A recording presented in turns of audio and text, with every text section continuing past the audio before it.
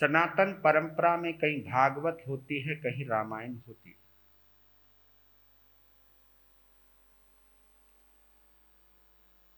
सिख परंपरा में गुरु ग्रंथ साहब का पाठ होता है।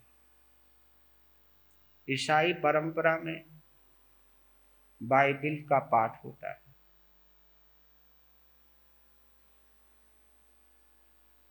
बौद्ध धर्म में धम्मपद का पाठ होता है। उसी प्रकार जिन शासन में यूं तो एक नहीं 32 आगम हैं, लेकिन उन 32 आगमों में 11 अंग सूत्र हैं। जो अंग इसलिए कहा जाता है क्योंकि ये भगवान की वाणी है, इसलिए इनको अहमियत मिली है अंग सूत्र के माध्यम से। उनके अंग से, उनके मुख से निकली है ये वाणी, इसलिए इसको अंग सूत्र कहते हैं, क्योंकि किसी न किसी अंग से कनेक्टेड है। ये अरिहंत परमात्मा की आत्मा से निकली हुई वाणी है, लेकिन वाणी कहीं ना कहीं शरीर से ही निकलेगी। तो जो मुख से निकलती है वाणी, इसलिए ये अंग माना जाता है। इन्हीं अंग सूत्रों को आधार मानते हुए अनेक आचार्यों ने उपांग सूत्रों की रचना की। उनका मकसद अंग सूत्र से बाहर जाने का नहीं, लेकिन उसको उपांग कहा गया। उपांग कहा गया क्योंकि वो आचार्यों के द्वारा है। जैसे अध्यक्ष होता है और एक उपाध्यक्ष होता है, अध्यक्ष मुख्य होता है ना। उपाध्यक्ष अध्यक्ष के अभाव में काम करता है। भाई मैं कहीं जा रहा हूं तो ये जिम्मेवारी तुम संभाल लेना। तो इस वक्त तीर्थंकर नहीं है, लेकिन तीर्थंकरों की वाणी को समझते हुए, उनके आत्म तत्व को जानते हुए, और जिनेंद्र देव परमात्मा अपनी वाणी के माध्यम से क्या संदेश देना चाहते हैं, उसको थोड़ा सा और क्लियर करते हुए उपांग सूत्रों की रचना की गई। इसी प्रकार 4 मूल हैं। मूल सूत्रों के माध्यम से, जिसमें उत्तराध्ययन सूत्र भी एक मूल है, उसमें सारा निचोड़ है। मैं उत्तराध्ययन सूत्र को इसलिए बहुत ज्यादा महत्व देता हूं कि उसमें 32 आगमों का सार समाहित है। और दूसरी बात यह है कि उसे भगवान महावीर स्वामी की अंतिम देशना कहते हैं, अंतिम उपदेश कहते हैं। और 4 छेद सूत्र हैं, जिनके आधार पर साधु साध्वियों से कुछ भूल चूक होती है तो उनका दंड प्रायश्चित का एक विधान है। ये एक सुंदर व्यवस्था है। तो लेकिन कोई भी आगम ये नहीं है कि किसी से कनेक्टेड नहीं हो, ये गुथे हुए हैं, ये गुथे हुए हैं। स्थानकवासी और तेरा पंथ परंपरा में 32 आगम माने जाते हैं। मंदिर मार्गी परंपरा में 84 आगम माने जाते हैं। कहीं 42-44 की विशेष चर्चा आती है। उनमें से जो कुछ था, कहियों ने कुछ ना कुछ, दिगंबर आमनाई इन 32 आगमों को नहीं मानता, लेकिन इन 32 आगमों के आधार पर, क्योंकि उनके ना मानने का भी कारण है। उनको न मानने का एक कारण यह है कि मूर्ति अगर खंडित हो जाती है ना कहीं से भी, तो उसकी पूजा नहीं होती। क्यों नहीं होती? क्योंकि वो खंडित हो गई ऐसी। तो ये जो आगम है ना, ये आगम खंडित हैं। अगर हम इनके सूत्रों में जाएं तो इनके हजारों पद हैं जो लुप्त हो गए हैं, जो नहीं हैं। तो आगम खंडित होने की वजह से दिगंबर आमनाय इनको नहीं मानता है। इसकी वजह यही है और कोई वजह नहीं है। लेकिन जो बचे हुए आगम थे, जैसे अमित गति हुए, कुंद कुंद आचार्य हुए, उन्होंने इन शास्त्रों को आधार मान करके जो विवेचना दी है, कभी 6 ढाला के अंदर और कभी कई जो सूत्र हैं, चाहे वो कोई सा भी सूत्र है अपने दिगंबर आमनाय का, तो उनमें वो सार छुपा हुआ है। अब जैसे उमा स्वाति आचार्य ने तत्वार्थ सूत्र को दिया। तत्वार्थ सूत्र जो विशेष रूप से 10 लाक्षणिक पर्वों में सुनाया जाता है।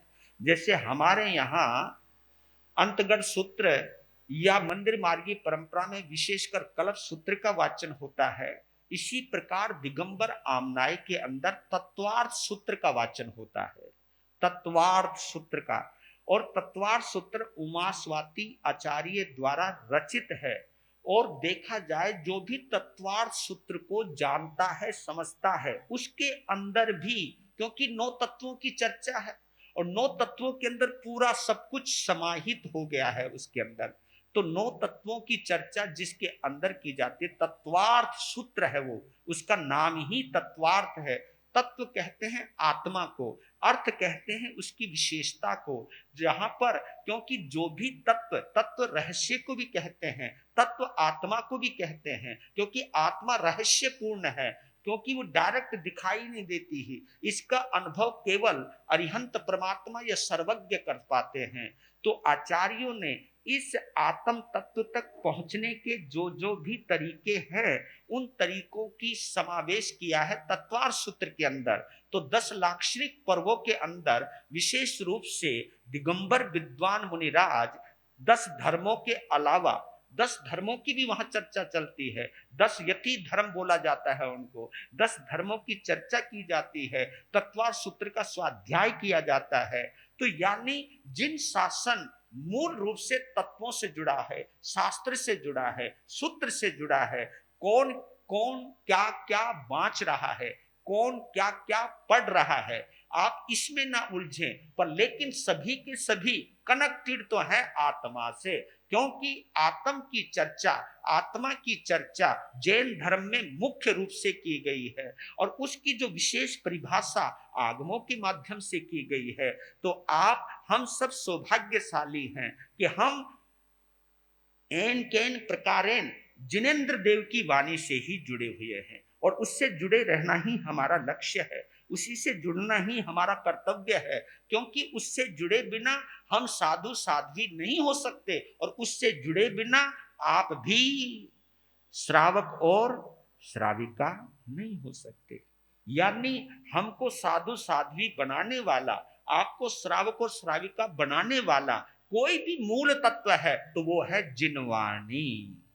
जिनवाणी ही मूल है और जिन जिनका, चाहे मैं हूं चाहे आप हो, जिनको जिनवाणी में भरोसा नहीं है वो संत होते हुए भी संत नहीं है और वो गृहस्थी होते हुए भी श्रावक नहीं है, वो श्रावक होते हुए भी श्रावक नहीं है। तो आप ये समझ लीजिए, क्योंकि ये वो पगडंडी है, ये वो राजमार्ग है जो मुक्ति की तरफ जाता है और मुक्ति का रास्ता आगम से निकलता है।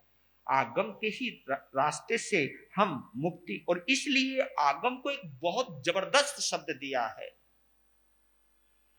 आगम चक्षु। क्या बोला? ये आगम नहीं है बल्कि हमारी आंख है, ये आंख है, आगम चक्षु बोला जाता है। जिन शासन में भरोसा रखने वाला आगम की आंख से चलता है, आगम की आंख से ही देखता है जीव क्या है, अजीव क्या है, पुण्य क्या है, पाप क्या है, आश्रव क्या है, संवर क्या है, बंध क्या है, मोक्ष क्या है, ये जितने भी 9 तत्व हैं इनको देखने का सामर्थ्य आगम चक्षु को ही होता है। आगम हमारे लिए आंख है, आंख। ये जो आगम है ना, हमारा तीसरा नेत्र है, ये तीसरा नेत्र है और 2 आंखों से हम दुनिया देखते हैं और तीसरी आंख से हम आत्मा देखते हैं। इसलिए कहना चाहता हूं, मैं आप सभी को भी कहना चाहता हूं, मैं अपने संत समाज को भी कहना चाहता हूं, अपने आप को भी कहना चाहता हूं कि इस आगम के जरिए अपने आप को देखिए, ना कि इस आगम के जरिए दूसरे को देखिए।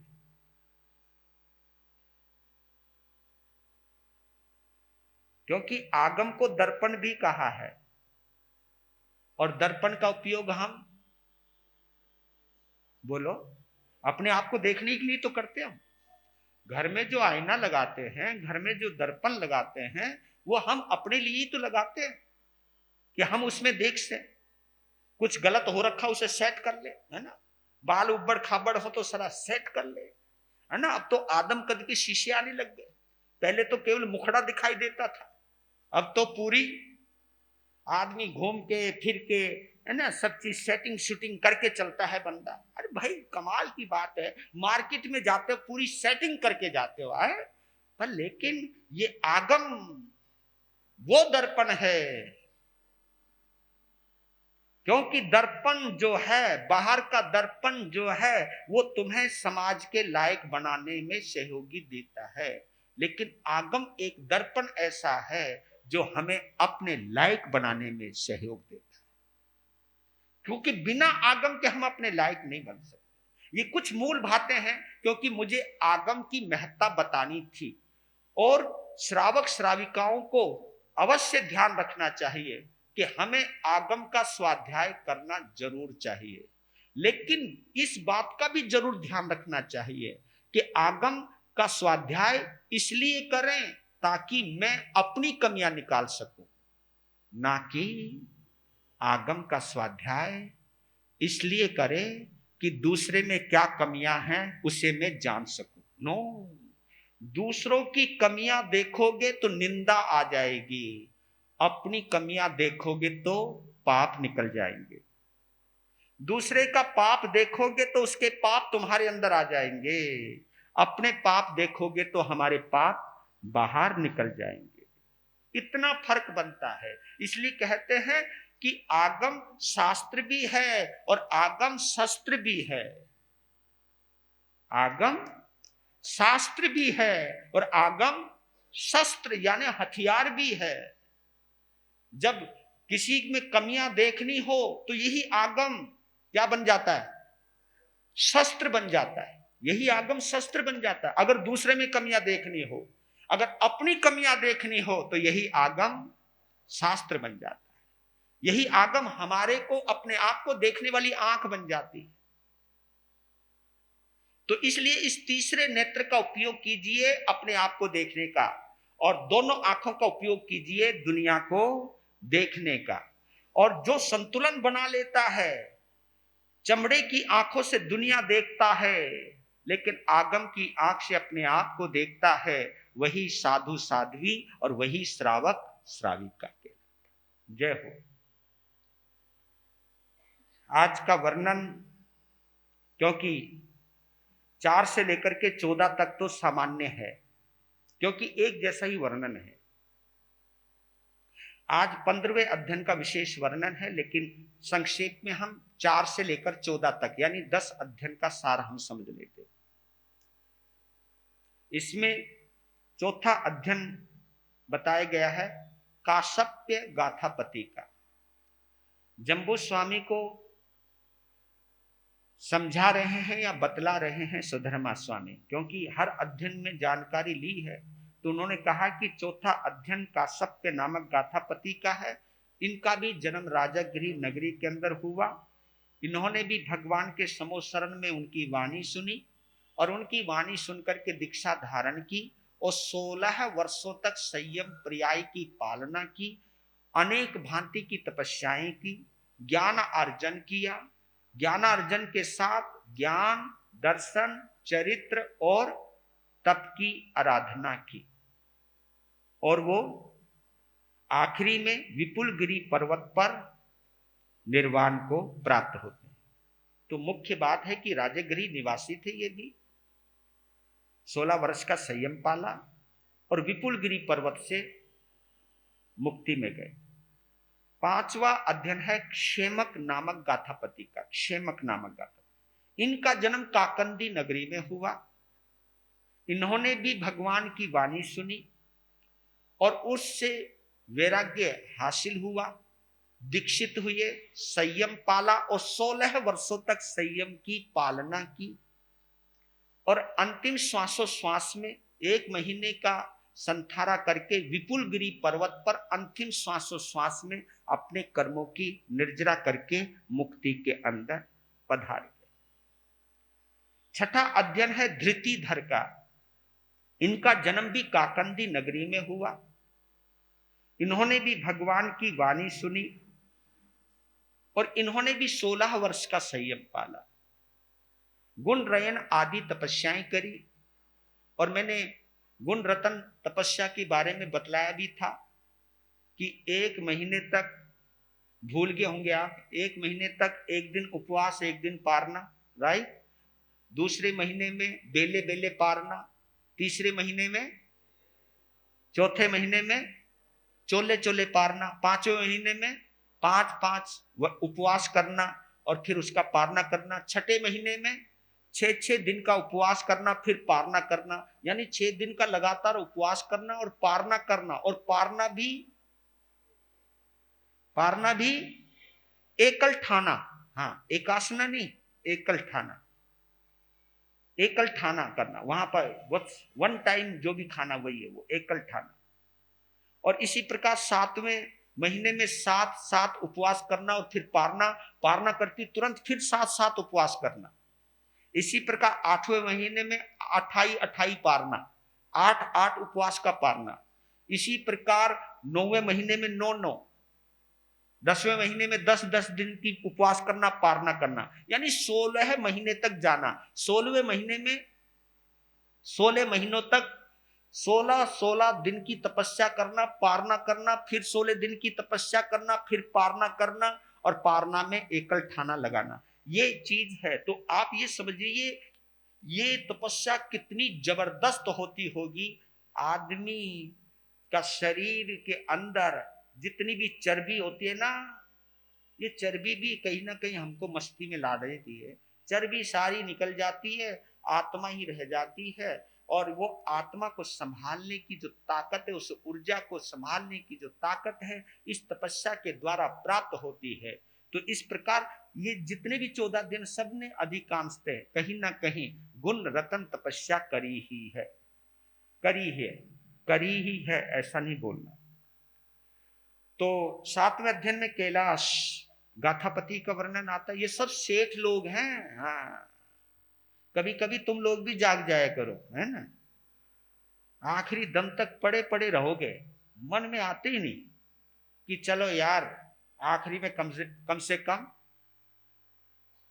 अब पता नहीं महाराज जी भी बनाने वाले हैं या नहीं, मुझे तो मालूम नहीं, पर लेकिन आप लोगों के अंदर भाव आते हैं या नहीं आते हैं, आप चेक करा करो।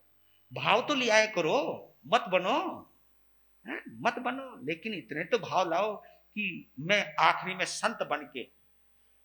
मतलब हमारी कई परंपराओं में तो जब श्रावक को लगता है कि संथारा देना है तो संथारे के साथ वो दीक्षा भी दे देते। ऐसा कई जगह चलता है, दीक्षा ही दे देते, उसको थाने में ले आते हैं। संथारा कर ही दिया, अब तो खाना नहीं पीना नहीं, लो दीक्षा दे दो, दीक्षा दे देते हैं। और उसी दीक्षा के अंदर संथारा भी आ जाता है और उसी संथारे से उनकी विदाई हो जाती है। लेकिन दीक्षा जब होएगी तो बंदा होश में तो होगा। दीक्षा बिना होश में नहीं होती और संथारा भी बिना होश में नहीं होता। ये भी बतला देता हूं। संथारा ये नहीं आदमी बेहोश पड़ा हो, नुका गुरु महाराज संथारा करवा दो, है संथारा करवा दो। जिसको होश ही नहीं तो संथारा क्या कराऊं। क्योंकि जो बेहोश पड़ा है उसको संथारा, क्योंकि संथारा सहमति से होता है। क्योंकि संथारा एक चीज से नहीं होता है, केवल फूंक मारने से संथारा नहीं होता। संथारा से पहले आलोचना की जाती है, संथारा से पहले आलोचना करवाई जाती है, या जो भी मेरे से भूल हुई हो सबसे क्षमा मांग लो। आलोचना पहले आलोचना की जाती है, आलोचना के बाद क्षमापना की जाती है। क्षमा याचना की जाती है, क्षमापना की जाती है। ये दो चीजें हैं संथारे से पहले, तब 4 प्रकार के आहार का त्याग करवाया जाता है। और ये भी होश में रहना चाहिए, हाँ ये चीज भी जरूर कि करवाने वाले संत को ये भी पता होना चाहिए कि इसकी उम्र कितनी है, इसका आयुष्य कितना है, ये भी पता होना चाहिए। कभी कभी सिचुएशन ऐसी बन जाती है, बंदा अभी गया और फिर हमने ये सोचा कि गया ये तो, इस समय करवा दो फटाफट, संथारा करवा दिया और संथारा करती वो एकदम हाँ ठीक हो गया। और वो ठीक हो गया, होश में आ गया, ठीक हो गया, और ठीक होते ही फिर उसका मन जीने का कर जाए, खाने का कर जाए, पीने का कर जाए, तो संथारा वहां खंडित हो जाता है। क्योंकि संथारा पूरे होश में करवाना चाहिए और पूरे होश में करना चाहिए। हमें शारीरिक लक्षणों का ज्ञान होना चाहिए, हमें पता होना चाहिए। क्योंकि जो संथारे बहुत लंबे लंबे चलते हैं ना, ये संथारे अच्छे नहीं होते। क्योंकि मैं ये देख रहा हूं चौथे आरे में सबसे बड़ा संथारा कितने दिन का आ रहा है, गौर किया आपने? एक ही महीने का तो संथारा आ रहा है। आपने जितने भी आपने उदाहरण, केवल अर्जुन अंगार को छोड़ के उनको 15 दिन का संथारा आया है। लेकिन जितने भी संथारे आए हैं कितने दिन के, एक एक महीने का संथारा आया। इसका मतलब उनको एक महीने पहले पता चल जाता था कि एक महीने के बाद इस शरीर को छोड़ देना है। ये आत्मा जो मेरा आयुष्य कर्म है उसकी समय सीमा एक महीने की है, और एक महीने में संथारा, इस संकल्प से वो संथारा लेते थे, करते थे। ये बहुत बड़ी प्रक्रिया है, एक बहुत बड़ी साधना है। तो कभी कभी संथारे जो लंबे खिंच जाते हैं, ये हमें इस पर विशेष ध्यान देने की जरूरत है।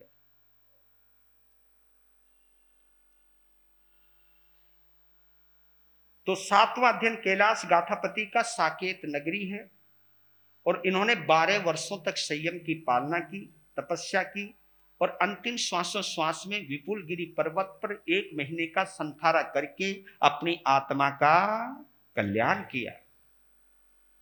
8वां अध्ययन हरिचंदन गाथापति का है। इनका जन्म भी साकेत नगरी के अंदर हुआ। इन्होंने भी 12 वर्ष का संयम की पालना की, और अंतिम समय में 1 महीने का संथारा करके समस्त कर्मों को नष्ट करके मुक्ति के अंदर विराजमान हो गए। 9वां अध्ययन वारत नामक गाथापति का है। इनका जन्म राजगृह नगरी में हुआ, क्योंकि राजगृह नगरी में बहुत संत बने। ऐसे ही तो 14 चतुर्मास भगवान के हुए नहीं है, ये तो कुछ चीजें खो गई हैं। ये तो जो कुछ बची हुई है वो बचा के रखी गई है। कई हो सकते हैं कई और भी चीजें हों, लेकिन जो बचा हुआ है वो बचा के रखा है। ये श्वेतांबर आमनाय का उपकार है कि आगम बेशक से खंडित हुए, लेकिन जो खंडित हैं उन अवशेषों को भी संभाल के रखा है। वहां से भी कुछ ना कुछ हमें प्रेरणा मिलती है। हर चीज छोड़ने योग्य नहीं होती है, कुछ चीज ऐसी भी होती हैं उपादेय योग्य होती हैं, कुछ चीज ऐसी होती हैं कि कुछ भी हो। कहते हैं ना, बड़े बड़े महलों के खंडरों को देख करके पता चलता है कि कभी यहां पर आलीशान महल हुआ करते थे। तो आप इस चीज को किसी बुजुर्ग व्यक्ति की रूप को देख करके हम कह सकते हैं कि ये अपने समय में कितने खूबसूरत भी रहे होंगे। बुढ़ापा जो है और कोई अंग भंग भी हो जाए तो उसके आधार पर तो हम किसी को मानना छोड़ दें, ये तो नहीं हो सकता ना, ये नहीं हुआ जा सकता है। तो इसी प्रकार जो श्वेतांबर आमनाय में, उसमें मंदिर मार्गी परंपरा भी है, स्थानकवासी परंपरा भी है, और उसके अंदर तेरा पंथ परंपरा भी है, जिन्होंने आगमों को हृदय से स्वीकार किया है। जो बची हुई निधि है उसको भी संभाल करके रखा है, क्योंकि इसके अंदर वो बहुत कुछ है, इससे भी हमें प्रेरणा मिलती है। इसलिए इनका हृदय से आभार व्यक्त हमें करना चाहिए। तो वारत नामक गाथापति का जन्म राजगृह में हुआ। भगवान की देशना सुनी, वैराग्य धारण किया, दीक्षा धारण की, और उन्होंने भी 12 वर्षों तक संयम की पालना की। अंतिम समय में 1 महीने का संथारा करके अंतिम श्वासोश्वास में मुक्ति में चले गए। 10वां अध्ययन सुदर्शन नामक गाथापति का है। इनका जन्म वाणिज्य ग्राम में हुआ, एक छोटा सा गांव होगा, वाणिज्य ग्राम में हुआ। इन्होंने 5 वर्ष तक का संयम की पालना की, यानी जिंदगी के आखिरी मुकाम पर इन्होंने दीक्षा ली। 5 वर्ष तक के संयम की पालना की और अंतिम 1 महीने का मास खमन संथारा करके विपुलगिरी पर्वत पर मुक्ति को प्राप्त किया। इसी प्रकार 11वां अध्ययन पूर्णभद्र जी का है, पूर्णभद्र गाथापति का। इनका जन्म भी वाणिज्य ग्राम में हुआ। इन्होंने भी 5 वर्ष का संयम की पालना की। अंतिम समय में विपुलगिरी पर्वत पर 1 महीने का संथारा करके, संलेखना करके मुक्ति को प्राप्त किया। 12वां अध्ययन सुमनभद्र जी का है, सुमनभद्र गाथापति का है। ये श्रावस्ती नगरी के रहने वाले थे। इन्होंने कई वर्षों तक संयम की पालना, इनकी निश्चित समय सीमा नहीं आई है, कई वर्षों तक इन्होंने संयम की पालना की। और अंतिम समय में विपुलगिरी पर्वत पर, क्योंकि जितने भी संथारे हुए हैं, यहां पर एक चीज और क्लियर कर देता हूं, आजकल के संथारे में और उस समय के संथारे में बहुत अंतर है।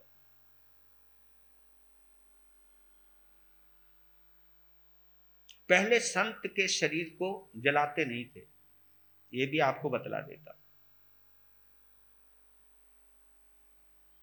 संथारे होश हवास में जब ये पता चल जाता इन्होंने संथारा लेना है, तो उसी संथारा लेकर के नहीं जाते थे, वह पहले उस जगह लाया जाता था जहां उन्होंने संथारा करना है, क्योंकि वहां शरीर को गिरा देना है। जैसे सूखी डाल पड़ी हुई रहती, ऐसे पड़ा रहना, करवट भी नहीं लेनी होती उसके अंदर, ऐसे पड़ा रहना होता है। तो उस जगह को पूजा जाता है और संत उन्हें लेकर के जाते हैं जिनका संथारा होना है। किसी शिला पर उन्हें लेटा दिया जाता है, पेड़ के नीचे हो सकती है, कहीं कुछ भी जगह हो सकती है, जंगल में तो पेड़ ही होगा, वहां कोई शिला होगी, उसको परिमार्जित कर दिया जाता है, उसको वहां पर लेटा दिया जाता है और उसको संथारा करवा दिया जाता है और वहीं पर उसको बोसरे जाता है। लेकिन उसके बीच में कभी कभी बीच में जाया जा सकता है, लेकिन बोसरा दिया जाता है। वहीं पर संथारा पूर्ण होकर आत्म स्वाध्याय में वो चला जाता है और जो शरीर बचता है वो किसके काम आता है वो विशेष अलग बात है, कोई भी किसी के काम आ सकता है। अंग दान की प्रक्रिया भी चलती है और ये मैं आप लोगों को कहता हूं कि आप लोगों को भी अपने जीवन में और कुछ नहीं कर सकते हो, संथारे के माध्यम से एक बहुत बड़ी प्रेरणा मिलती है कि आप जीते जी नेत्र दान कीजिए, जीते जी रक्त दान कीजिए, लेकिन मरने के बाद अपने अंगों का दान कर दीजिए। कोई आपके काम के तो है नहीं और ना तुम्हारे घर वालों के काम आने वाले वो अंग, तो अंगों का दान कर दिया जा सकता है। आपकी बॉडी के जो पार्ट्स हैं वो किसी के काम आ सकते हैं, यानी मरने के बाद भी आपकी बॉडी उपयोगी है। आपके हमारी बॉडी के जो पार्ट्स हैं वो कहीं ना कहीं उपयोगी हैं, वो दिए जा सकते हैं, दान किया जा सकता है। कई लोग मानते कि नहीं नहीं नहीं, अधूरा शरीर नहीं ले जाना, शरीर तो अधूरा ही है, पूरा शरीर लेके जाओ। जब आत्मा निकल गई तो शरीर तो अधूरा हो ही गया। आत्मा की उपस्थिति में शरीर पूरा होता है, आत्मा के बिना शरीर, बोलो बोलो, आत्मा के बिना शरीर अधूरा रहता है, आत्मा की उपस्थिति में ही शरीर पूरा होता है। जब शरीर अधूरा हो ही गया है तो जाते जाते हम क्यों ना इस शरीर के अंग प्रत्यंगों का दान कर जाएं।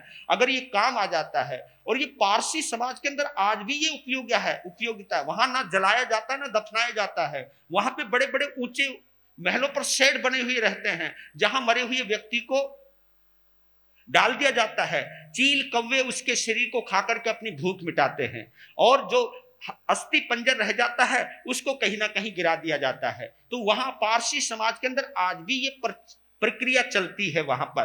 तो ये सही है या गलत मैं नहीं जानता हूं, लेकिन एक उपयोगिता है, एक चीज है वहां पर कि ये शरीर भी किसी के काम आ जाए। ये भी प्रक्रिया बहुत बड़ी प्रक्रिया है, ये भी बहुत बड़ी भावना है। तो पूर्णभद्र, इनका जन्म भी वाणिज्य ग्राम में हुआ। भगवान की देशना, जो कि इन ग्रामों से, इन नगरों में भगवान महावीर का विचरण हुआ है, उनका समोसरण लगा है, वहां प्रतिबोध मिला है, दीक्षा हुई है।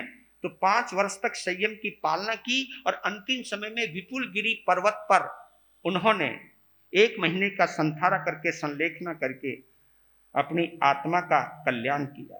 नहीं, सुमन भद्र भी हो गया। सुप्रतिष्ठ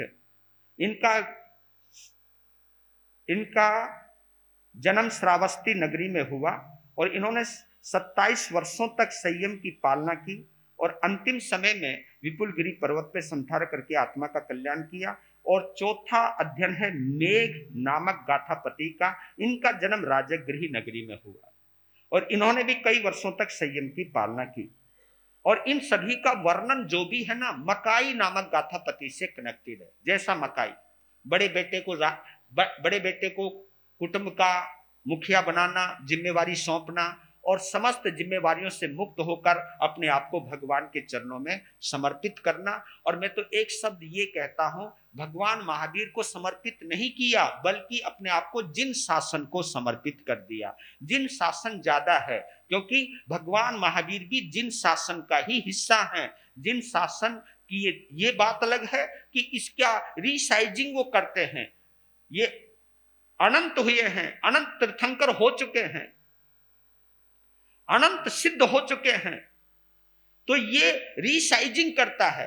जो तीर्थंकर होता है रिसाइजिंग यानी दोबारा, एक तीर्थंकर के बाद दोबारा, उस समय काल के बाद धीरे धीरे धीरे धीरे जब व्यवस्थाएं चरमरा जाती हैं, लोग भटक से जाते हैं, तो एक तीर्थंकर फिर जन्म लेता है और उसको दोबारा फिर प्रतिष्ठित करता है, फिर साधु साध्वी श्रावक और श्राविकाओं की रचना करता है, जिसकी वजह से वो तीर्थंकर बनते हैं। क्योंकि तीर्थंकर वो इसलिए कहलाते हैं, उनके सानिध्य में केवल ज्ञान होने के बाद वो भाव तीर्थ की रचना करते हैं। भाव तीर्थ क्या कहलाता है?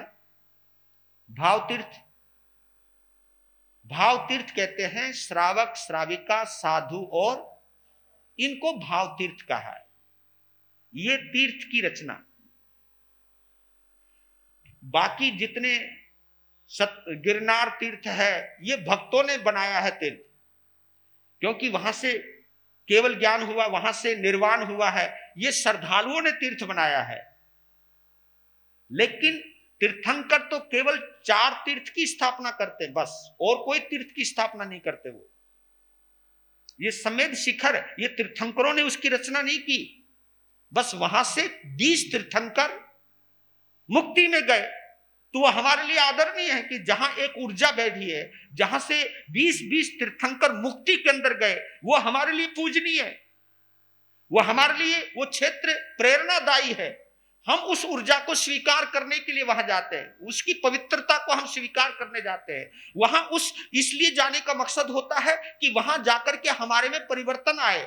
हमारे जीवन में जहां तीर्थंकरों का निर्वाण हुआ है, उस भूमि को छूने मात्र से हमारा कल्याण होना चाहिए, यानी शुभ भाव आने चाहिए। शुभ भाव यानी कुछ त्यागने के भाव आने चाहिए, अपने जीवन में परिवर्तन लाने के भाव आना चाहिए। इसलिए उन चीजों का महत्व है। तीर्थंकर तो केवल 4 चीजों की रचना करते हैं। किसकी?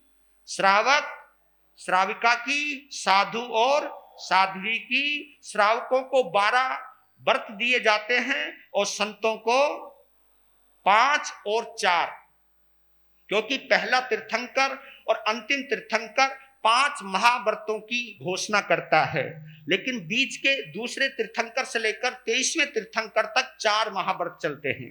4 महाव्रत चलते हैं क्योंकि वे परिग्रह में भी ब्रह्मचर्य को या ब्रह्मचर्य में भी परिग्रह को ले लेते हैं। तो वहां पर लेकिन भगवान ऋषभ देव के जो संत होते हैं वे रिजु होते हैं, लेकिन रिजु के साथ जड़ होते हैं। 24वें तीर्थंकर के साधु साध्वी वक्र और जड़ होते हैं। हाँ, इसलिए तो हमारे साधु साध्वी जरा ढंग से संभलते नहीं है, क्योंकि काम ही वहीं पे है। देखो वक्र और जड़ है यार, ये तो भगवान ने बोला, मैं नहीं बोल रहा हूं, उसमें मैं भी हूं। मैं कौन सा फन्ने खाऊं? तो वक्र और जड़ होते हैं। और पहले तीर्थंकर के संत रिजु और जड़ होते हैं। रिजु होते हैं यानी सरल होते हैं, लेकिन जितना उनको बोला जाता है वो उतना ही करते हैं, बस उससे आगे नहीं बढ़ते। वो जितना बोला उतना करना, उसको पूरा करना। हाँ, उसमें मजाल है कोई गलती करे, उसको पूरा करना, जो बोला गया वो, इसलिए वो रिजु जड़ कहलाते हैं। है सरल लेकिन जड़ हैं, उसके आगे सोचते नहीं है वो। तो सुचवाने के लिए उनको 5 महाव्रत लाने पड़े, और भगवान महावीर को भी 5 महाव्रत लाने पड़े। लेकिन बीच के जो 22 तीर्थंकर हैं, यानी दूसरे तीर्थंकर से लेकर 23वें तीर्थंकर, जो 22 तीर्थंकर हैं, उनके समय के साधु साध्वी क्या होते हैं? रिजु और प्राज्ञ होते हैं। रिजु और प्राज्ञ होते, सरल तो होते ही होते हैं, लेकिन एक नियम में कई नियम अपने आप ही ले लेते हैं। वो समझ जाते हैं ये नियम का दायरा इतना विस्तृत है, इतना बड़ा है, तो वो अपना आप समझ जाते हैं उस चीज को, उनको कुछ समझाने की जरूरत नहीं पड़ती है। और बताओ आपको, चतुर्मास की व्यवस्था भी पहले और 24वें तीर्थंकर में चलती है। बीच के तीर्थंकरों में चतुर्मास की कोई व्यवस्था नहीं चलती। उनको जब लगता है कि इस समय जीव हिंसा हो सकती है तो वहां रुक जाते हैं, जब लगता है कि अब धर्म प्रभावना हो सकती है जा सकते हैं, जो वो समय द्रव्य क्षेत्र काल भाव के अनुसार निर्णय करते हैं, क्योंकि वो रिजु और प्राज्ञ हैं, अंतर्मुखी हैं। वो हर चीज को गहराई से जानते हैं, हर चीज का वो संवेदनशील होते हैं, तो इसलिए वहां कोई गड़बड़ होने वाली नहीं है। पर लेकिन जहां वक्र और जड़ता हो वहां समझाना पड़ता है, और इन चीजों की रचना भी करनी पड़ती है, कहीं ना कहीं प्रायश्चित की भी व्यवस्थाएं करनी पड़ती हैं, तब भी समझ में नहीं आता है कभी कभी। तो इस प्रकार ये वर्णन इस प्रकार हुआ। मेघ गाथापति तक इनका जन्म राजगृह में हुआ। इन्होंने कई वर्षों तक संयम की पालना की। अंतिम समय में विपुलगिरी पर्वत से इन्होंने अपनी आत्मा का कल्याण किया। 15वां अध्ययन है अति मुक्त कुमार का, विशेष वर्णन है। आर्य सुधर्मा स्वामी से जब उनके शिष्य जम्बू स्वामी ने पूछा कि भगवान छठे वर्ग के 14वें अध्ययन तक जो आपने सार समझाया है उसको मैंने हृदयंगम कर लिया है, अब 15वें अध्ययन में क्या भाव फरमाएं सो फरमाने की कृपा करें।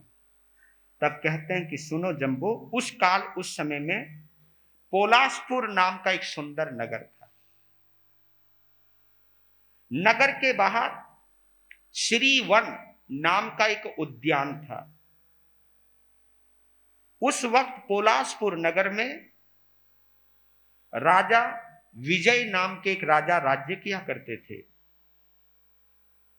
उस विजय राजा की महारानी का नाम श्री देवी था। विजय राजा के पुत्र और श्री देवी के अंगज अति मुक्त कुमार, जिनको हम एवंता कुमार भी कहते हैं, क्योंकि अति मुक्त मुनि भी हुए हैं जिन्होंने घोषणा करी थी।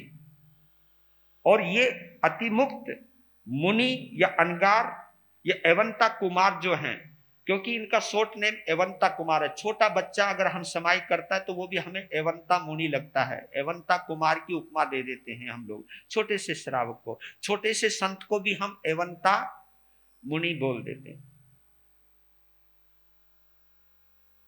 तो एवंता कुमार था जो बहुत सुंदर और सुकुमार था।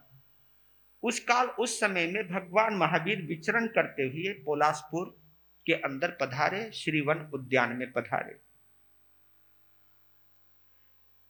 भगवान महावीर के ज्येष्ठ शिष्य, बड़े शिष्य, प्रथम शिष्य इंद्रभूति गौतम अपने भगवान की आज्ञा प्राप्त करके बेले के पारने के लिए पोलासपुर नगर के लिए निकले। श्रीवन उद्यान से पोलासपुर नगर की ओर बेले के पारने के लिए निकले। उसी समय जब वो पोलासपुर नगर में विचरण कर रहे थे, वहां एक और घटना घटित हुई।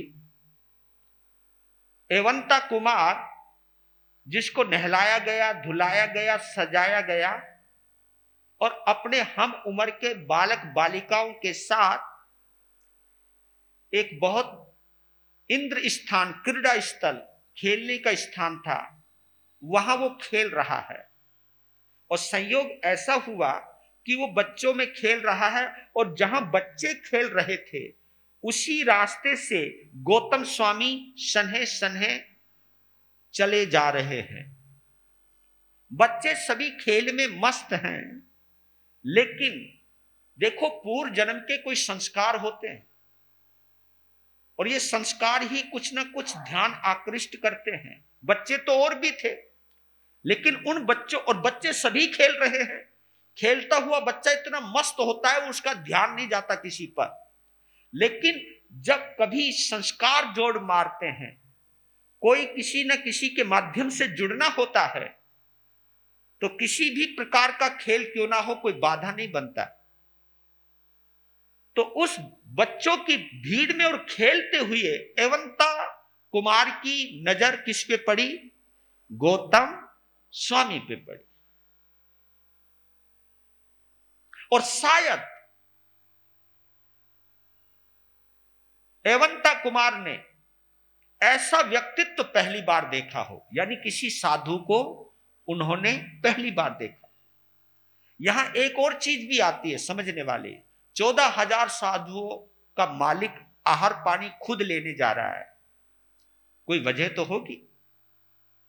हो सकता है कि भगवान महावीर स्वामी पहली बार पधारे हों पोलासपुर श्री वन उद्यान में, और वहां पहली बार पधारने की वजह से गौतम स्वामी ही जा रहे हों पहली बार, कि पहले देख लेते हैं किसके कैसे भाव हैं। क्योंकि किसी के भाव को समझने के लिए अनुभव तो चाहिए। एक छोटा संत एकदम मैं किसी को आहार पानी को भेज दूं नए क्षेत्र में, वो क्या जानेगा। लेकिन एक अनुभवी साधु जिसको जीवन बीत गया है, लोगों के सामने से गुजरते हुए, लोगों के बीच में रहते हुए, वह हर तरह की फीलिंग और भाव को, क्योंकि गोचरी को तप कहा है तो तप के कई कारण हैं। तप का एक और बड़ा कारण है, इसको गोचरी को तप इसलिए कहा गया है कि गोचरी लेते वक्त कहीं अपमान हो जाए तो संभाव रहे, इसलिए भी तप है। और तप का एक और विशेष बात है कि गोचरी हर संत को संवेदनशील बनाती है, इसलिए यह तप है। आप क्या समझे इसका मतलब? इसका मतलब यह है कि संत जब गोचरी को जाए तो घर के अंदर बहुत सारे पदार्थ होते हैं, ये नहीं है कि कोई चीज अच्छी लगी तो भरवा ले, भाई यार किसी और के लिए भी छोड़ दे। लेकिन ये मेरे लिए भी है, औरों के लिए भी है।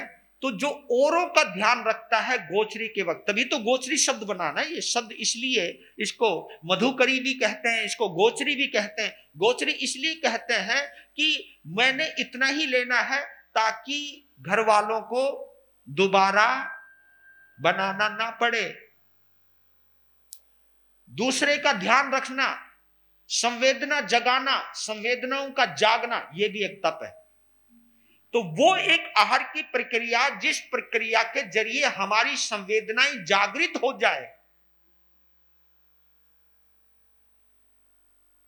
हम अपने पेट के साथ दूसरे के पेट का भी ध्यान रखें, और पेट के साथ साथ जीवों की दया का भी ध्यान रखें। क्योंकि मैंने अगर सारा आहार ले लिया तो दोबारा फिर बनाएंगे, तो वो आहार अगर दोबारा बनेगा तो उसका हिंसा का पाप मुझे लगने वाला है। इसलिए कहते हैं कि संतों को गोचरी करनी चाहिए, ना कि गधाचरी। एक गधाचरी भी होती है। गधे की एक आदत होती है, जहां मुंह मारता ना पूरा ही निकाल लेता है। और गाय की क्या आदत होती है? ऊपर ऊपर से लेती है, ऊपर ऊपर से लेती है, और दोबारा कल फिर आती है तो फिर जितना लेती है उतना और उगाता है, तो इसलिए कोई कष्ट नहीं होता। तो संतों को ये सब चीजें अवश्य हमें ध्यान रखनी चाहिए। तो इसलिए हो सकता कि पहली बार पधारे हो तो भगवान उन चीजों को देखने के लिए पहली बार ही गौतम स्वामी निकले हों। और जब एवंता कुमार ने, क्योंकि हमारा बाना एक ऐसा बाना है जो तुमसे बिल्कुल अलग करता है ना। आप सब जो है ना एक जैसी मुद्रा में बैठे हो, बाजार में गुजर जाओ आप अलग से नजर नहीं आओगे, लेकिन हम अलग, क्योंकि एक मुख वस्त्री का हमको अलग, हमारा पहनावा हमको अलग कर देता है। तो एवंता कुमार ने देखा यार ये कौन है, ऐसा ऐसा ये लगता पहली बार आए हैं, ये तो हमारे पोलासपुर के तो है नहीं।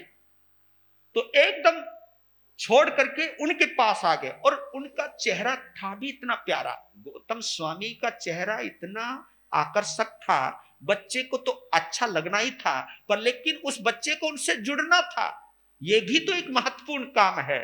तो आ गए और सामने खड़े हो गए। भाई खड़ा तो होएगा, छोटा हुआ तो क्या हुआ, है तो राजकुमार, और राजकुमार का मतलब राजा का बेटा, राजा बेटे का मतलब है कि हाँ हम भी कुछ हैं। खड़ा हो गया आगे, कहा रुको रुको, रुक गए। तो पहला सवाल आया, केनम तुभ्यम, केनम भन्ते तुभ्ये किम वा अड़ह। पहले ये बताओ आप हो कौन, क्योंकि मैंने पहली बार देखा है आप जैसा बंदा, आप हो कौन और ऐसे क्यों घूम रहे हो, कहां जा रहे हो, हाथ में जो भी होगा बर्तन, ये क्या है, ये क्या है। अब बच्चा तो सवाल ही करता है ये क्या है, ये क्या है, ये क्या है। इसलिए कहता हूं कि बच्चों के हर सवाल का जवाब हमको देना चाहिए, चाहे वो कितनी बार पूछे, बच्चा सवाल जरूर पूछता है ये क्या है, तुम कौन हो। तो उन्होंने तुरंत बोला कि मैं श्रमण हूं, मैं निर्ग्रंथ हूं, मैं साधु। ओ साधु, ये क्या है, बर्तन। कहां जा रहे हो, भोजन लेने के लिए, आहार के लिए, गोचरी के लिए। ओ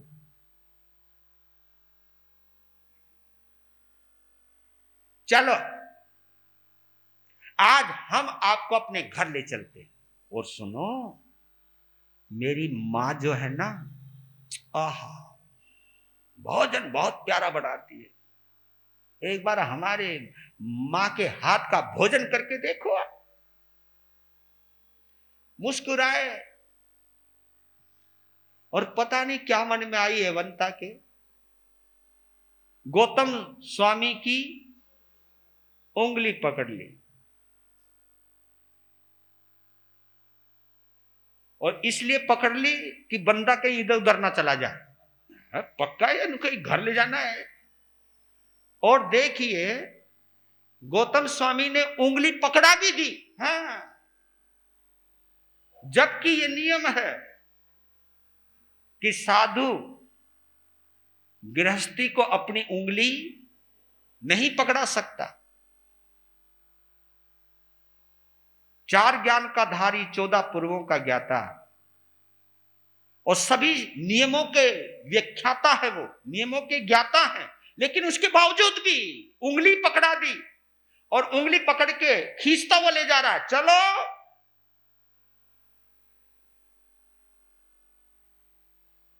याद रखना मेरे बंधुओं, बच्चा कोई भी चेष्टा करे उसको पहले नहीं बोलना कुछ, ऐसा नहीं करना, हट, ऐसे हाथ नहीं लगाते हमको। अब बताओ उस बच्चे को अगर हमने प्रारंभ में झिड़क दिया तो क्या वो दोबारा, क्योंकि बच्चा सीखने की मुद्रा में होता है।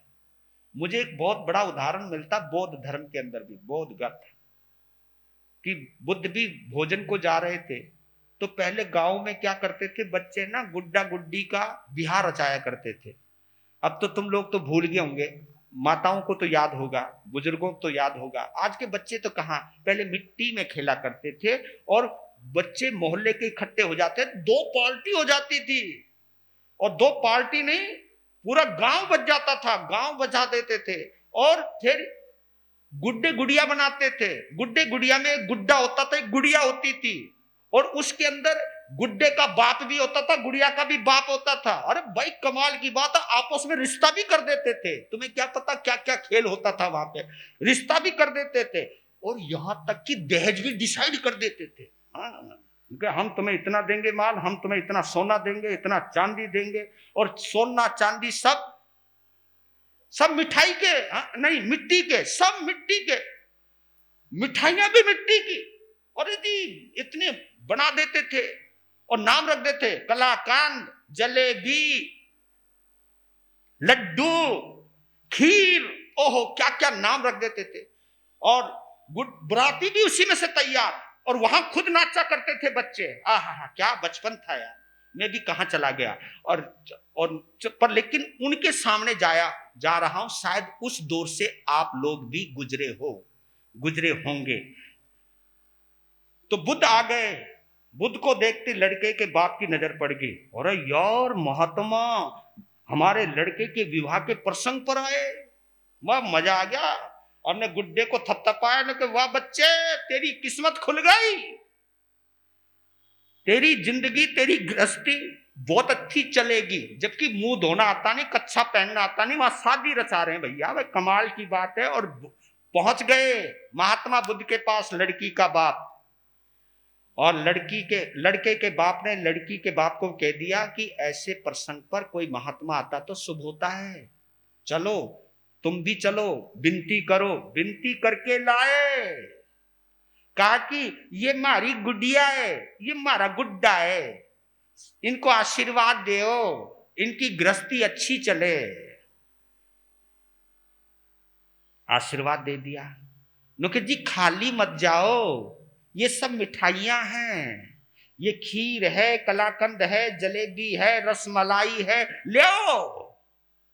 और महात्मा बुद्ध ने अपना बर्तन नीचे रख दिया, इसमें डाल दो।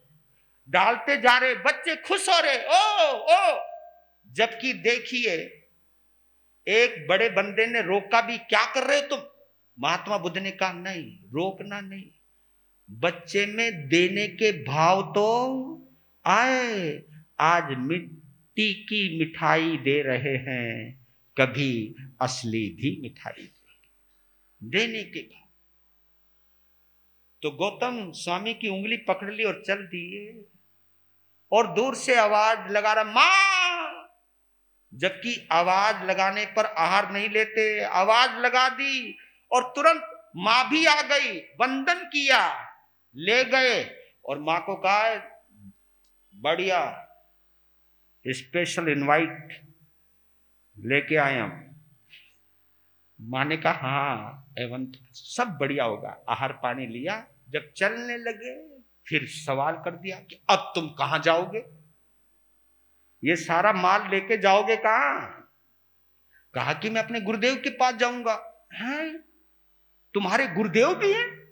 हाँ, जैसे तुम बिना माँ बाप के नहीं हो सकते, तो हम भी तो बिना गुरु के, बिना भगवान के हम भी नहीं हो सकते। ओ तेरे की, ये तुम्हें भूल गया था।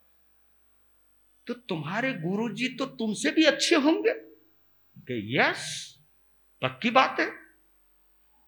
अच्छा, पर लेकिन जिस तरह तुम हमसे बोल रहे हो, ऐसे क्या वो हमसे बोलेंगे?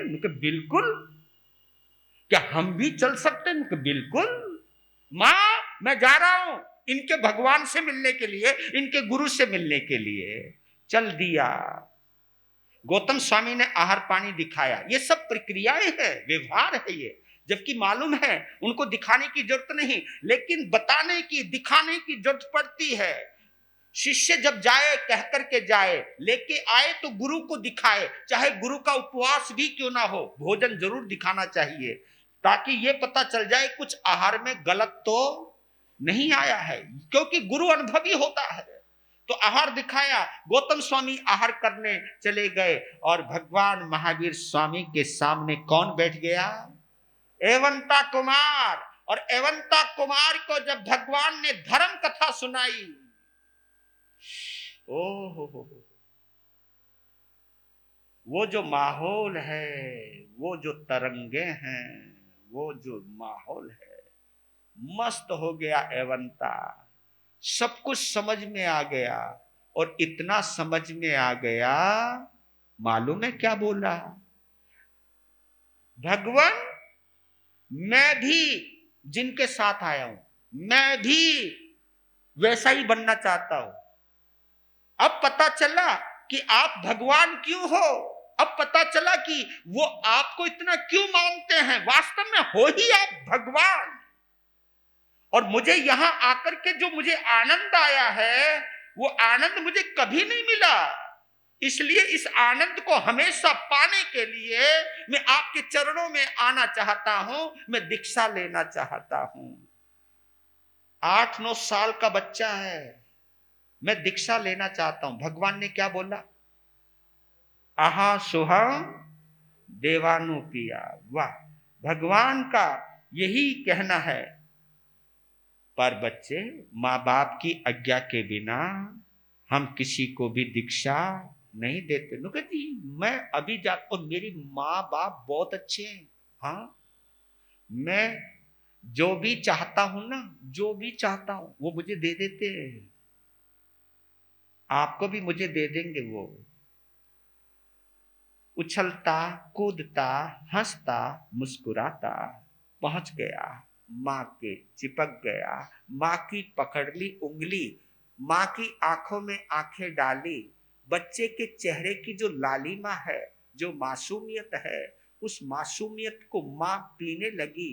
और हाथ हिलाकर के बच्चे ने माँ से कहा, माँ,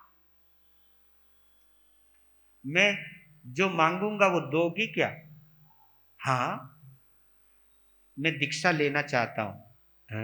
अब देखो, अभी माँ इतनी मुस्कुरा रही थी और दीक्षा का नाम सुन, क्या बोला? दीक्षा? दीक्षा तू लेगा? मुंह धोना आता नहीं, दीक्षा लेगा? ऐसा नहीं बोलने का। क्योंकि वो कहने लगे, तू तो बच्चा है, तुझे क्या पता दीक्षा क्या होती है। कहा कि सुनो, हाँ, हमारी बात सुनो। जिसको मैं जानता हूं उसी को मैं नहीं जानता, और जिसको मैं नहीं जानता उसी को जानता हूं मैं। अरे राम राम राम, पिद्दी सा इतना ज्यादा बोलता है, तू ये बोल क्या रहा है? चकरा गए ना। हाँ, ये चमत्कार उन्हीं का है जहां से हम आए हैं, भगवान महावीर। मां, क्या बताऊं आपको, क्या गजब है वो। मैं उन्हीं के पास जाना चाहता हूं, मैं दीक्षा लेना चाहता हूं। तब उन्होंने कहा कि पहले ये बता, तू ये बोला क्या? जिसको मैं जानता हूं उसी को मैं नहीं जानता, और जिसको मैं नहीं जानता उसी को मैं जानता हूं, इसका मतलब क्या है? उन्होंने कहा, सुनो, आपको गहराई की बात बतलाता था कि सुनो, मैं जिसे जानता हूं उसी को नहीं जानता। इसका मतलब यह है, मैं एक बात जानता हूं कि जिसने जन्म लिया है, जिसने जन्म लिया है, वो एक ना एक दिन अवश्य मरेगा। ये मैं जानता हूं, लेकिन ये नहीं जानता। जिसको मैं जानता हूं उसको मैं नहीं जानता। मैं ये जानता हूं कि जिसका जन्म हुआ है उसका मरण अवश्य होगा, लेकिन ये नहीं जानता कि उसका मरण कब होगा, कहां होगा, कैसे होगा। ये मैं नहीं जानता। और जिसको नहीं जानता उसी को मैं जानता हूं। मैं ये नहीं जानता कि क्या करने से आदमी स्वर्ग में जाता, क्या करने से आदमी नरक में जानता, ये मैं नहीं जानता। लेकिन ये जानता हूं कि जो जैसा करता है वैसी ही गति में जाता है, ये मैं जानता हूं। जब इतनी गहरी बात एक 9 साल के बच्चे से जब ये बात आई, तो मां बाप तो भोचंग के रह गए। अब देव ना क्या, मुझे दीक्षा लेनी है। बच्चों के मुख से दीक्षा की बात बहुत खूबसूरत लगती है, लेकिन उनके मुख से निकली ये बात कहीं ना कहीं माता पिता के दिल में चोट पहुंचा जाती है। लेकिन हो सकती है वो कोमलता हो सकता है वो ममता हो सकता है बच्चा कैसे जानता है इस चीज को, कैसे झेलेगा, हो सकता है उनकी ये संवेदना हो। लेकिन ये भूल जाइए इस बात को कि बच्चों में कुछ करने की ताकत नहीं होती, बच्चों में बहुत कुछ करने की ताकत होती है। उसने कहा कि बच्चे, अभी तू बच्चा है, बड़ा हो जा और तेरे द्वारा बच्चे हो जाएंगे, फिर वो हमारे काम आएंगे, है ना, फिर तू बन जाना। किसने देखा रे, किसने देखा समय आएगा, नहीं, हमको ये चीज हमें अभी चाहिए। और माँ तो जो भी मैं मांगता था तुरंत दे देती थी, अब काहे को नखरे करती हो तुम। तो सब इन बातों में उहा पहुंच चलने लगी। विजय राजा और श्री देवी ने अपने बच्चे की भावनाओं को समझा, वो जिद पे उतर गया, तब वो क्या करें। और यही मैं आप लोगों को भी कहना चाहता हूं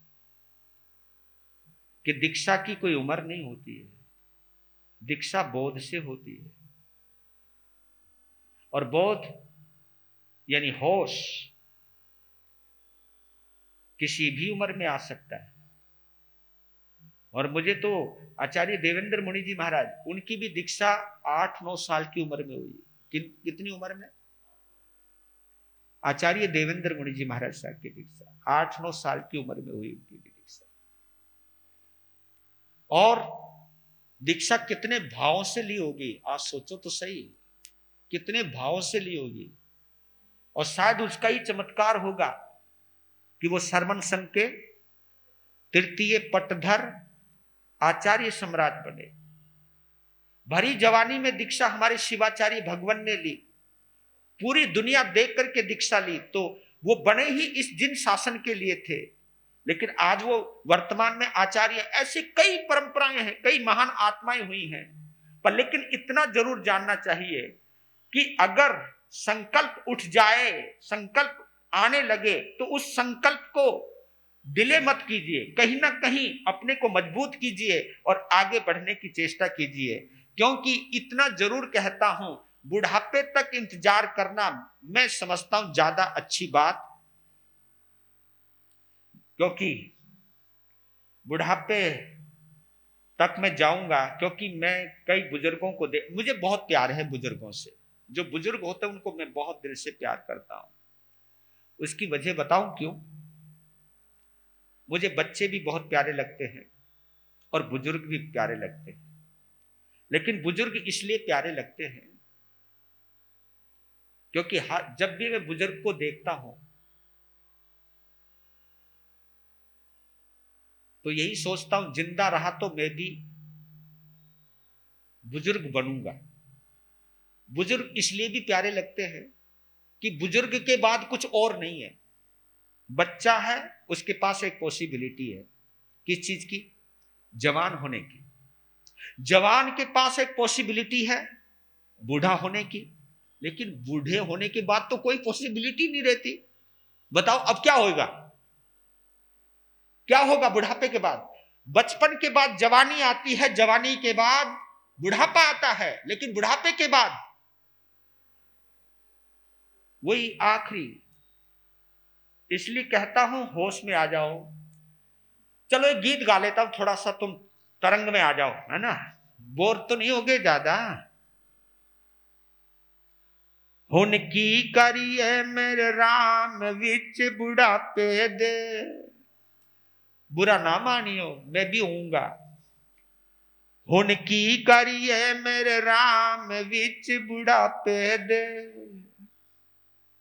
कोई न लेंदा सार विच बुढ़ापे दे, कोई न लेंदा सार विच बुढ़ापे दे। बोलो हुन की करिए मेरे राम, जोर से बोलो हुन की करिए मेरे राम।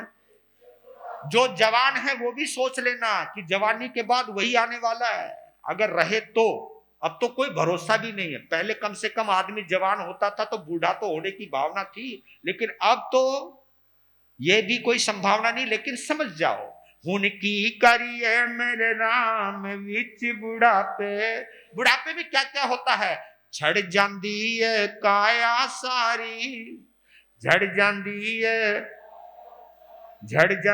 है काया सारी, लग जाती है नवी बीमारी, लग जाती है नवी बीमारी, खांसी कदे बुखार विच बुढ़ापे दे, खांसी कदे बुखार विच बुढ़ापे दे, हुन की करिए मेरे राम विच बुढ़ापे दे, हुन की करिए मेरे राम विच बुढ़ापे। और भी तो क्या होता है? चंगा भोजन कोई नहीं देंदा, चंगा भोजन, और कोई देना भी चाहे तो डॉक्टर मना कर दे। चंगा भोजन कोई नहीं देंदा, दवा दारू भी कोई नहीं देंदा। कई बार तो बूढ़ा जब आदमी हो जाता ना तो बच्चे सोचने लग जाते हैं कि अब दवा दारू करेंगे भी के दे के, इसने सही तो होना नहीं। ले भाई, दवा दारू भी कोई नहीं देंदा, ऊपर से झिड़का मिले हजार विच बुढ़ापे दे, झिड़का मिले हजार विच बुढ़ापे दे, हुन की करिए मेरे राम विच बुढ़ापे दे। सारा टब्बर देख के कूढ़े, क्या मुसीबत आई रे। सारा टब्बर देख के कूढ़े, क्यों नहीं मरदे बुढ़ी बुढ़े, क्यों नहीं मरदे बुढ़ी बुढ़े, बड़ी जिंदगी ख्वार विच बुढ़ापे दे, बड़ी जिंदगी ख्वार विच बुढ़ापे दे, हुन की करिए मेरे राम, हुन की करिए मेरे राम विच बुढ़ापे दे। और भी क्या क्या होता है? पुत्र दफ्तर नू टुर जावे, पुत्र दफ्तर नू टुर जावे, नूह पुत नाल सिनेमा जावे, नूह पुत नाल सिनेमा जावे। और बाबाओं के पल्ले क्या आता है? बाबा पोता पेया खिलावे, बाबा, वो जो छोटा सा जमूरा है वो किसी को देख के नहीं जाते, उसी को देख के, जब तक नहीं आवे खेलता रहे। बाबा पोता पिया खिलावे, बाबा पोता पिया खिलावे, ऊपर से घर दा चौकीदार विच बुढ़ापे दे, घर दा चौकीदार विच बुढ़ापे दे, हुन की करिए मेरे राम विच बुढ़ापे दे, हुन की करिए मेरे राम विच बुढ़ापे दे। और भी गौर कीजिएगा, महल कोठियां बड़े बनाए, महल कोठियां बड़े बनाए, कमरे भी में खूब सजाए, कमरे भी में खूब सजाए, सोफे सेट अंदर लगवाए, सोफे सेट अंदर लगवाए, डबल बेड अंदर लगवाए, डबल बेड अंदर लगवाए, पुत्र पौत्र अंदर सुलवाए, पुत्र पौत्र अंदर सुलवाए, साडी मंजी बाहर विच बुढ़ापे दे, साडी मंजी बाहर विच बुढ़ापे दे, हुने की करिए मेरे राम, बोलने में शर्माना नहीं, उनकी करिए मेरे राम विच बुढ़ापे दे। आखिरी में सार है, धर्म कर्म भी नहीं कमाया, धर्म कर्म भी नहीं कमाया, मंदिर भी मैं नहीं बनवाया, मंदिर भी मैं नहीं बनवाया, दान पुण्य भी नहीं कराया, दान पुण्य भी नहीं कराया, राम दा नाम भी नहीं धियाया, राम दा नाम भी नहीं धियाया, कैसे हो बेड़ा पार विच बुढ़ापे दे, कैसे हो बेड़ा पार विच बुढ़ापे दे, हुन की करिए मेरे राम विच बुढ़ापे दे। जो बुढ़ापे की मार से बचना चाहता है उसे भगवान की शरण अवश्य ग्रहण करनी चाहिए, ये आपको मानना चाहिए। और मैं एक चीज जरूर कहना चाहता हूं कि कम से कम समाज को स्टेबल करने के लिए, समाज को सुव्यवस्थित करने के लिए जो जिन शासन की सेवा करता है संघ, जहां पर साधु साध्वी आते हैं, चतुर्मास होता ही रहता है, और उस सब संघ की व्यवस्थाओं को व्यवस्था देने के लिए कम से कम बोलो बोलो क्या करना चाहिए? हाँ, वेरी गुड। आप है ना अपने ऊपर बहुत खर्च करते हो, है ना, अपनी शान शौकत पे खर्च करते हो, लेकिन कभी कभी सोच लिया करो कि संघ भी बिना दान के चलता नहीं है। जब तुम अपनी सोचते तो कभी संघ की भी सोचा करो। और सच कहता हूं, जब तुम संघ की सोच करके दान दोगे ना, तो एक वादा है, ऐसा मैं कह सकता हूं, नहीं बोलना चाहिए, जो संघ की सोचकर दान देता है उसे फिर सोचने की जरूरत नहीं पड़ती है, उन्हें ज्यादा सोचने की जरूरत नहीं पड़ती है, क्योंकि कुछ बातें मैं इशारों में कहता हूं और इशारे तुम समझते तो होंगे, ऐसी तो बात नहीं, इतने बेवकूफ कोई हो लेकिन महाराज हमें सब पता तुम कहां बोल रहे हो, पर तुम समझ करके ना समझ नहीं दे पड़ना। तो ये बात जब उस छोटे से बच्चे से ये जब बात निकलने लगी, इतनी गहरी बात निकलने लगी, तो उस वक्त कहा, जब जिद पकड़ ली तब कहा कि ठीक है बेटा, आखिर मानना, बच्चों की माँ बाप जरूर मानते हैं। मैंने तो कभी कभी देखा है माँ बाप जैसा त्याग, बच्चे अपनी मन मर्जी से इधर उधर चले भी जाते हैं, इधर उधर ले भी आते हैं, मन नहीं करता पर लेकिन फिर कहते हैं कि संभाल लेते हैं, जुड़ जाते हैं, माँ बच्चों के निर्णय में ही अपना निर्णय बना लेते हैं। तो उस वक्त कहा कि बेटा चल एक बार राजा तो बन जा। राजा बन जाऊंगा तो क्या करोगे? कहा कि तू बन तो सही बेटा, राजा बन जाओगे तो हम तुम्हारी आज्ञा का पालन करेंगे। बिल्कुल, क्योंकि इस समय हम राजा हैं और जब तुम राजा बनोगे तभी हम तुम्हारी आज्ञा को मानेंगे। तो ठीक है, हम राजा बनने को तैयार है। तो राजा बन गए, इतराने लगा, कहा कि अब फरमाओ जी हमारे लिए क्या सेवा है। तो एवंता कुमार ने और कुछ नहीं कहा, यही कहा कि हम राजा हैं, आप हमारी प्रजा हैं, तो हमारी दीक्षा की तैयारी कीजिए। तो एक छोटा सा बच्चा दीक्षित होता है। वाह क्या नजारा था। और एक विशेष वर्णन आता है उनका, अलग से वर्णन, अंतगढ़ सूत्र में तो नहीं आता है, विशेष वर्णन आता हुआ आप जानते भी होंगे कि आखिर बच्चा है और बच्चे की बचपने को देख करके कभी कभी जो बड़े ऊंचे ऊंचे होते हैं उनको भगवान का ये जब दीक्षा हुई होगी तो जरूर कहीं ना कहीं उस बच्चे को लेकर के जो भगवान के शिष्य थे, साधु होंगे कोई भी है, उनको जरूर कुछ ना कुछ थोड़ा बहुत तो ऐतराज हुआ ही होगा, क्योंकि वो जानते थे बच्चा है, इसको क्या पता धर्म क्या होता है, क्रिया क्या होती है और नियम क्या होते हैं।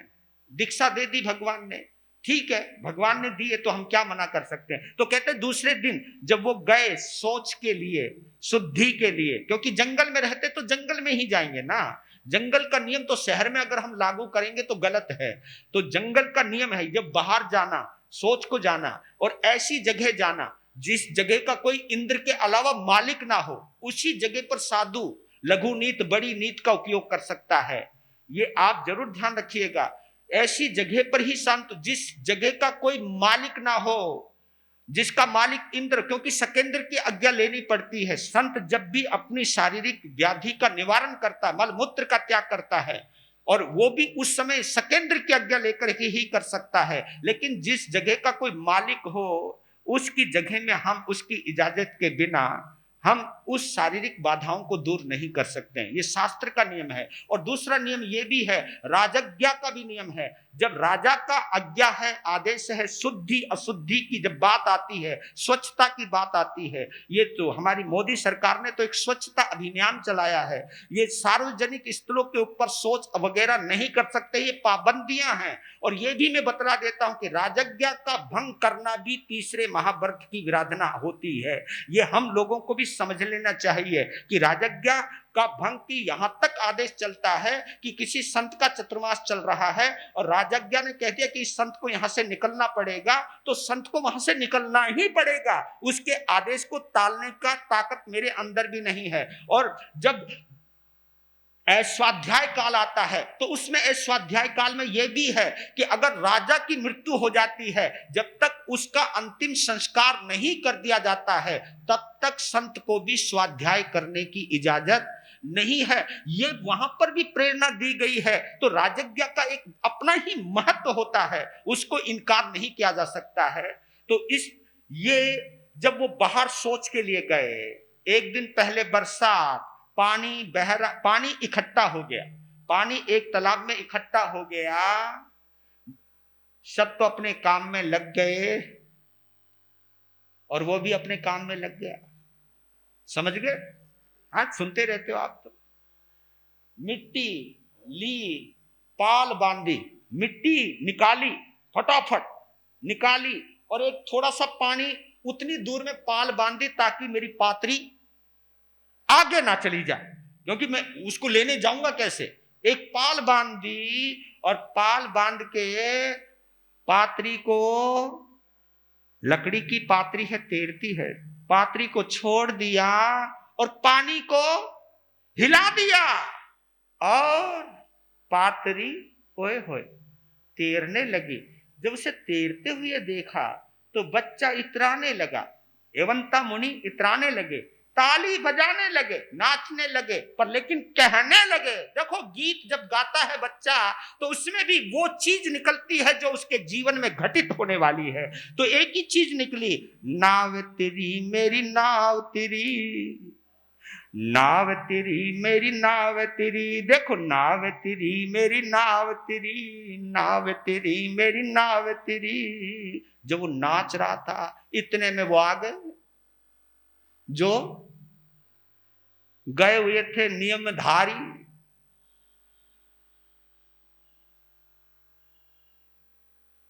उसकी ये हरकत को देख के होगी खोपड़ी खराब, एकदम पास, क्या करता है तू, ये क्या कर रही है? वो डर गया, पात्री फटाफट निकाली। अरे तभी तो कह रहे भगवान को इसको दीक्षा नहीं देनी चाहिए थी। और ये शब्द किसने सुने? ये शब्द सुने एवंता मुनि ने कि हम पहले कह रहे थे भगवान को इसको दीक्षा देनी नहीं चाहिए थी, क्योंकि बोलने वाले भगवान को भी नहीं छोड़ा करते हैं। ये याद रख लेना, बोलने वाले कभी भगवान को भी नहीं छोड़ा करते हैं, क्योंकि जिनको बोलना होता वो बोलते ही है। भगवान के निर्णय पर भी शायद शंका हो तभी बोलेंगे, नहीं तो क्यों बोलेंगे। उसने सोचा कि कोई बहुत बड़ी गलती होगी, एकदम पांव पकड़ लिए, हमको ऐसा नहीं करना था ना, हैं ये साधु नहीं करते, ये हम आगे से नहीं करेंगे। लेकिन मेरे भगवान को कुछ मत कहना, हम आगे से नहीं करेंगे, लेकिन मेरे भगवान को कुछ मत कहना। बेचारा मन में पश्चाताप हुआ उसको, क्या यार गलती हो गई, ऐसा नहीं होना चाहिए था। और पर लेकिन बोलने वाले कहां चूकते हैं, बोले भी नहीं होंगे, लेकिन भगवान ने बोल दिया, हे मुनिराजों, जिस बाल मुनि के लिए तुम्हारे मन में निंदा के भाव आ रहे हैं उसकी निंदा नहीं करनी, क्योंकि ये वो जीव है जो अपने अंतिम श्वासोश्वास में इसी जन्म में मुक्ति के अंदर जाने वाला है। तारनहार है ये जीव, इसकी नाव पार जाने वाली है। इसने बता दिया, नाव तेरी मेरी नाव तेरी, इसकी नाव पार जाने वाली है, विराधना नहीं। वो भी समझ गए इशारा, और फिर उन्होंने अंतिम श्वासोश्वास में अपनी आत्मा का कल्याण किया। बोलिए एवंता मुनि की।